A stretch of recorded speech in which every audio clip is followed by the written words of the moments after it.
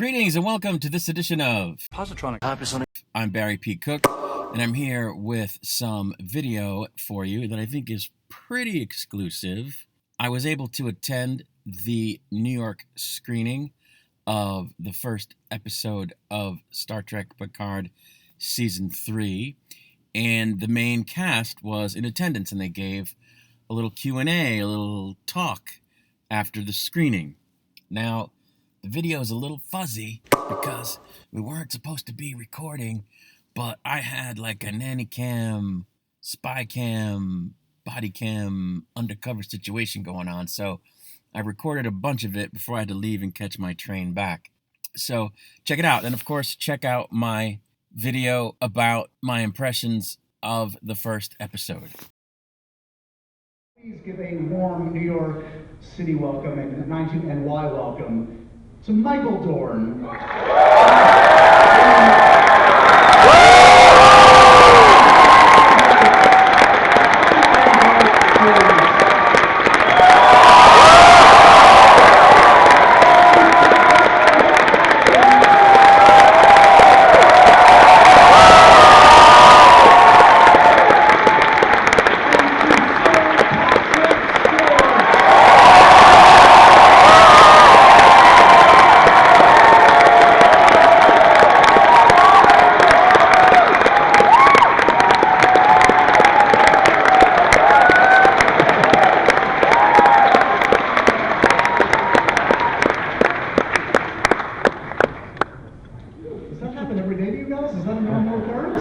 Every day, every single He usually kisses Patrick and Michael Dorn, too. It's not that day today. Rotating schedule. You gotta leave them wanting more. But when people see you out and about, because you are actual friends in real life, I know it's shocking to say, but it's real. When people see you out in the wild together, it must be insane. Do they react in something maybe a little bit more muted, but still slightly insane? Hopefully. That's the desired effect? I actually don't get that. If you wore that turtle head out more. In fact, for many years, when I would be out in public, I would get the same look every time. I'd be like talking or going through an airport or something like that, and I go, yes, I have, the flight to Orlando. And the guy says, yeah, that'll be. and it's that they're trying to put together the voice and the face, and they just can't do it. But I got that many years. Do you help them along, or do you just let them talk? No, I let them stew. Sometimes I even lie. But no. I've been on a plane with all of these people. I don't know if you were on the flight. Maybe you were, but everyone, Brent, Marina, everyone, and the stewardess was going crazy. And she was going around asking for Flight attendant.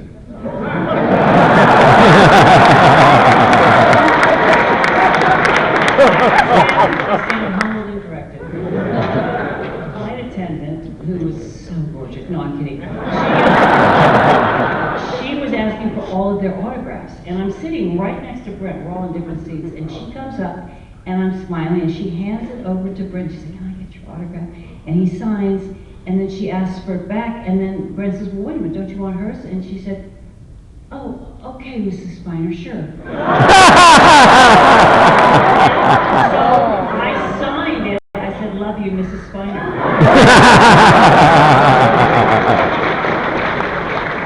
Collectible item, I mean, to be sure, it's a collectible. Yeah. Yes, please. For myself, most people think I'm Ben Kingsley. He's a lovely guy. I've known Ben for 50 years, and he's a brilliant actor. But would he please stop pretending to be me? So it has been quite a while since we've seen this crew together in this way. We've seen bits and bobs, but Star Trek Picard Season 3 is a true homecoming. It is a true reunion Talk to me a little bit about, for you, Patrick, was this always in the cards when you came back for Star Trek Picard? Were you eyeing this? Were you thinking about this? Like, if we get the opportunity, if the audience responds, it would be nice by season 2, 3, 4 to bring back my friends. You know, this may not go down well. I'm going to go with the truth. The words homecoming and Reunion. Yeah. That's not what Picard is about. It really, really isn't. I know a lot of people wanted to see Next Generation just with an older cast, but it was never going to happen. Not for me when we first talked about it. And then one day towards the end of series 1, I was playing a scene with Marina Sirtis, who's currently in London, and Jonathan was there too. Their husband and wife. I found the experience to be so delightful and touching and full of complex emotions because you may know, you may be surprised, we are a closely bound group of actors. And I love everybody and I feel love coursing back at me all the time. And that's been the great benefit of filming Picard. I'm curious for Gates and Michael, was there any trepidation when this comes around? I mean, it had been some time since you played these characters. Did you have questions? Was there, I don't know, did you approach it cautiously or were you all in from the first idea of this? I was working in my living room on Crusher for like 20 years. In the uniform, and it was good, okay? I all missed it, so. I would watch the one woman, I Beverly. No, it was a great thing to get a call from Terry Metalis, who I think is fantastic and has put this all together. Unbelievable. Yes, applause for Terry. And he was so lovely because he asked us all, at least he asked certainly me, here's my idea of the story, and Patrick was thinking it was a good idea, and what do you think? And we talked about it because I didn't want to go back unless I really felt it was a good role, and it was different, and it wasn't just the same Beverly Crusher that we'd seen before. So I loved the story. I love that she's been off on her own in her own ship, the Ilios, and doing this work. She's an explorer, an adventurer, a scientist, and that was great. So I was happy. Yes. For you, Michael, the man with the most Trek hours on the resume.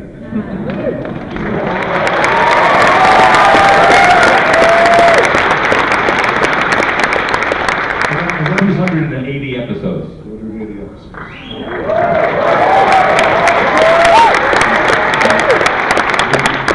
Think 1,000 makeups. I've always been, surprised. I always surprise myself that I so easily go, yeah, I'll do it again, But there's one thing that you forget about, and I don't know why I do, but I kind of forget about it until I get there, and it's the makeup.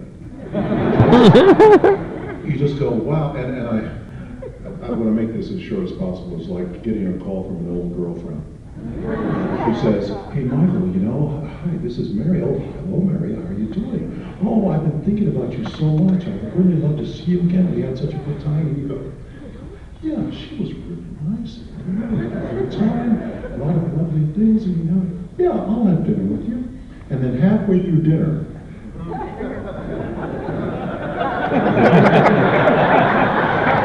Was she a stewardess?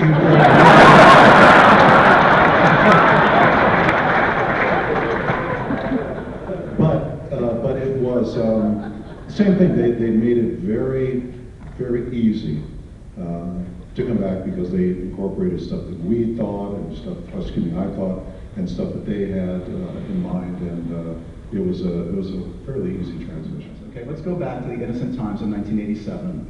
Okay. Let's take a look at, this is one of the earliest photos I could find of the cast together.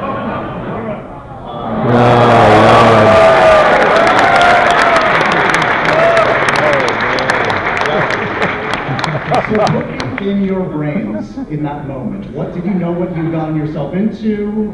Take me back for a minute. If there was a thought bubble above each of your heads, what would it say? I hate my spacesuit. Here. Yeah. I got it. Didn't play so great at the Y though, did it?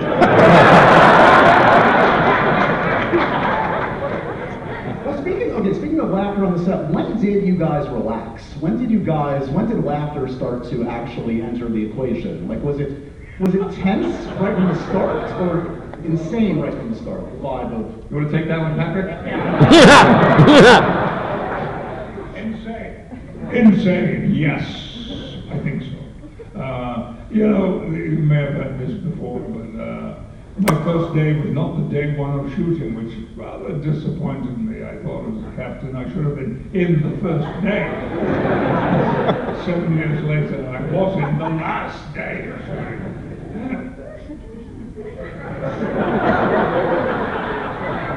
Well, it wasn't the last scene of the show.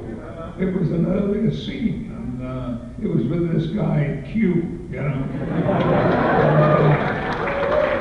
Anyway, and everybody was like 1 o'clock in the morning, and everybody was so tired, and they just waited to hear, and cut! That's the end of Next Generation. And it took a while to come, and then it did finally arrive. So I'm stopping that. You're the captain. Do what you like. What's the...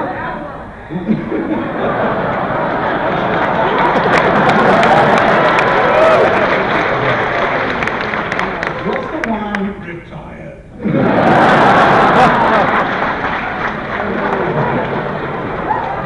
Is there one line of technobabble that will haunt you to your dying day, that you will hear in your, just in your brain, that will never escape you, that was traumatic at the time? I never had technobabble. Worf is nice planet.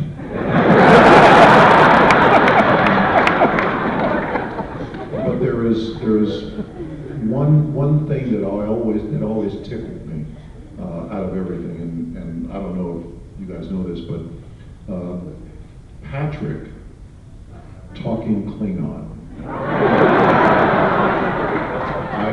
I literally couldn't get through a scene.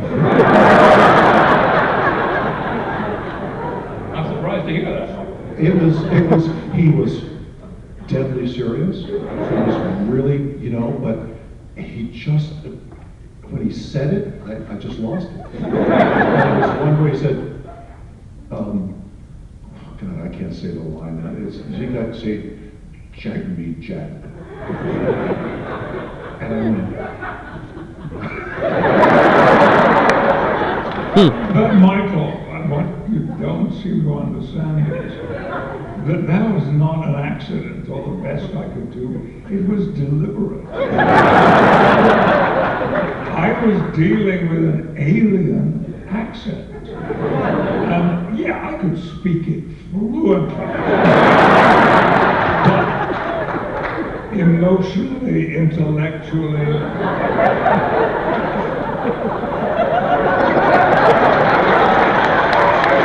Like the skill battle. Good cover. You all directed on the original, on Next Gen or Deep Space Nine, you all directed. Mr. Frakes has kept at it like, just this is your life.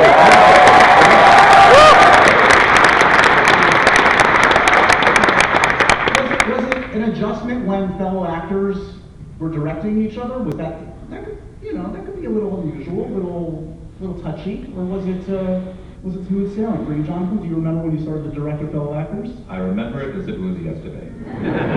I had shadowed, as they call it, for about 3 years, and finally Rick Berman, who was the keeper of all things Star Trek at that point, relented and gave me an episode. And all levity aside, the cast was incredibly supportive. I was very well prepared. It was a Data episode, which is generally a good sign because Fred's a pretty decent actor. Renee Echevarria had written it as a spec script, and he's gone on to a great career as an executive producer of many other shows. The company behind the camera was supportive because we just spent 3 years together, and we had become, it was a great place to work. So all the stars aligned for my first episode, which led to getting another one. As you know, we did 26 a year, and often if you're doing 26 episodes of television a year, they're not going to be all home runs or triples. Hit by pitch.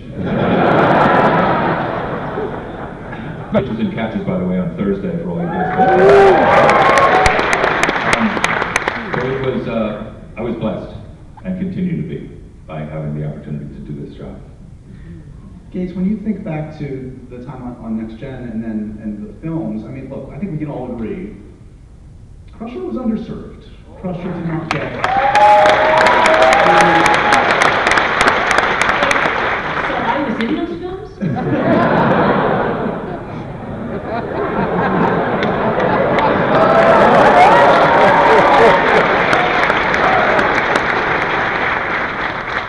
I mean, was it a constant fight? Was it a constant discussion? Like, where's the material, guys? Like, what happened? Yeah, but you know, there's a system, and there's a studio system, and there's Hollywood, and I was a New Yorker for 22 years.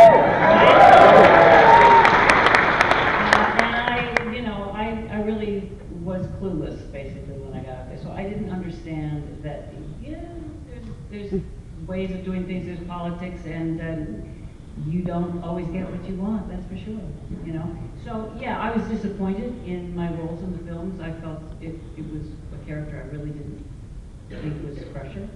So I'm thrilled with what's going on now. I'm honored that it was such a great script for everybody. We love you!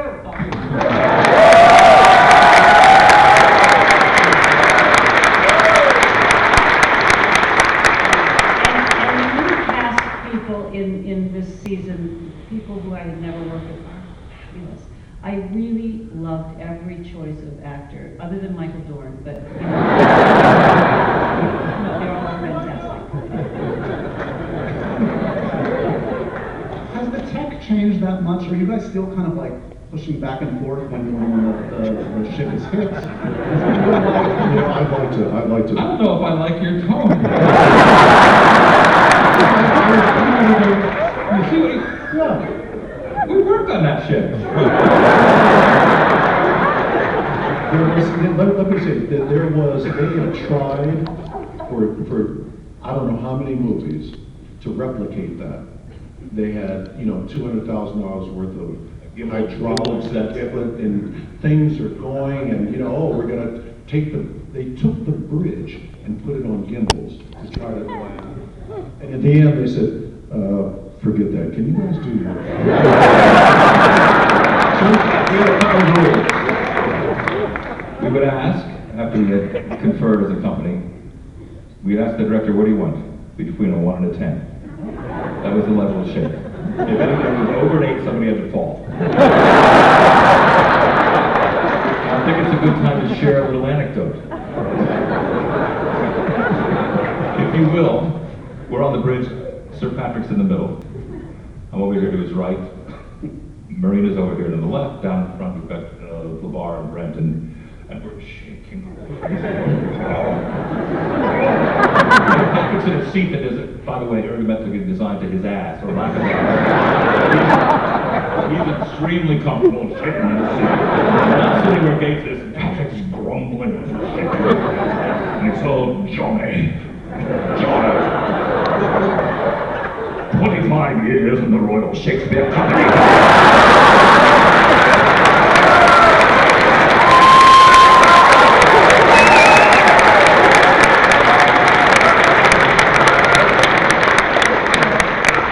You tell me, you got one. I got one. It involved Patrick and Gates and myself, and we were going through this horrible stage 16, which is nothing. That's where they put all the dirt and everything like that. Planet Hell. And they Planet Hell, and they have, because of dirt, we had stray cats at Paramount. So cats, dirt. Yes.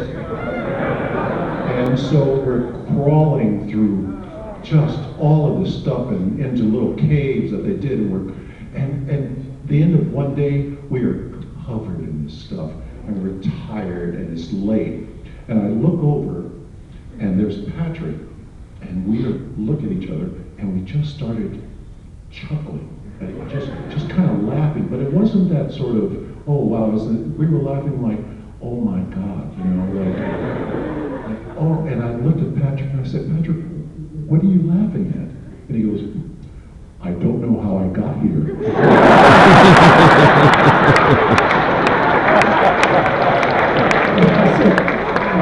He says, 1 minute I'm doing a seminar in Santa Barbara, and the next I'm crawling around in cat shit.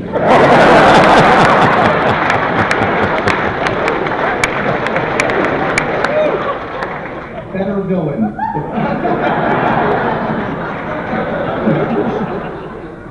The Borg or Q?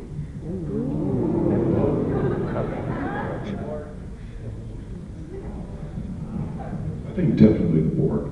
I don't know, in my opinion. I thought that Q was he wasn't a true enemy because he was, immortal. So it wasn't ever really a chance of, winning.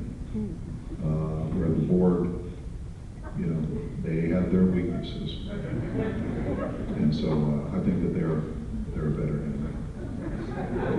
Did I say something wrong? Did I get the question wrong? What is this? Jesus, Johnny, look at me like I'm confused about who the Borg are now. What do you mean? You said Q's immortal, so therefore not really an enemy? Yeah. What about the Borg? I mean, they got who. But they're not immortal. You can beat them, so there's a chance. Q's essentially a god. I mean, how do you fight a god? You don't fight a god. What do you, Michael? It's all good. We have to ponder that one. What about Vatic? Oh. New What? season. Yeah. Guys, wait, Wait, was she in this? in the first episode? No. Oh, great. Apologies again. Rather phone, the producer second. I have deep respect for both categories. Having been myself for a while a Borg, there is an empathetic quality inside me. But I also love John Delancey.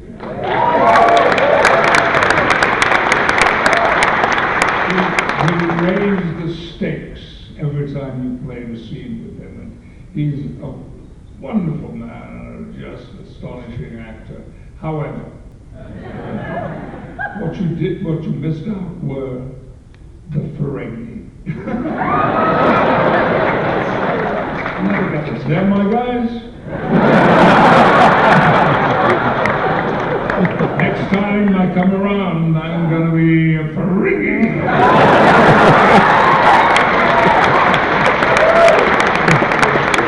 There's the quote of the money. I was going to say, if you had on your bingo card Patrick Stewart saying of the Ferengi, they're my guys.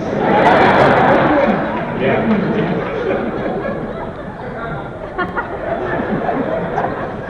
Never cease to amaze. Again, without ruining anything of the season, because there's a lot of surprises in store. And as you referenced earlier, these relationships have evolved.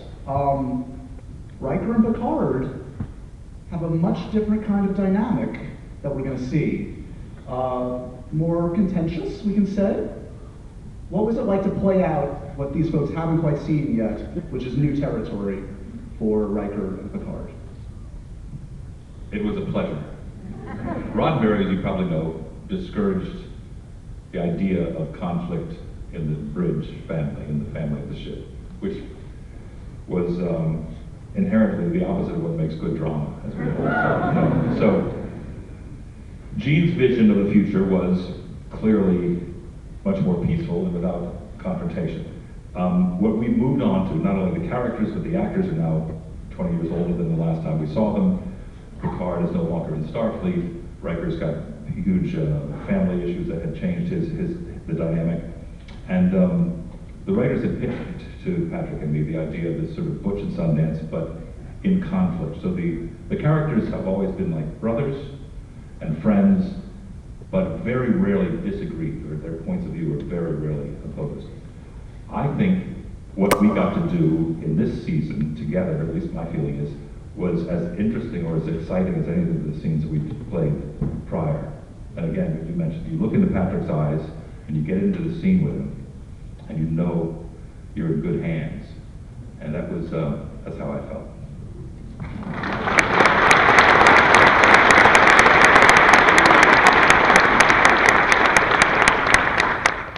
Okay, so that is my footage from the post-screening Q&A or talk that was given by the main cast of Picard Season 3. And like I said, it was a little fuzzy and a little shaky, a lot shaky, because it was an undercover kind of spy cam, you know, situation. But I hope you enjoyed it anyway. I think there were some great moments. Okay, make sure to check out my next video, which is going to give you my impressions on the first episode of the season, as much as I can, because there's only so much you can say. They don't want you giving away plot lines and spoilers. But that will be coming soon, and then, of course, once the episode is released, I'll do my full review. All right, I'm out of here. Until I return, I wish you peace and long life.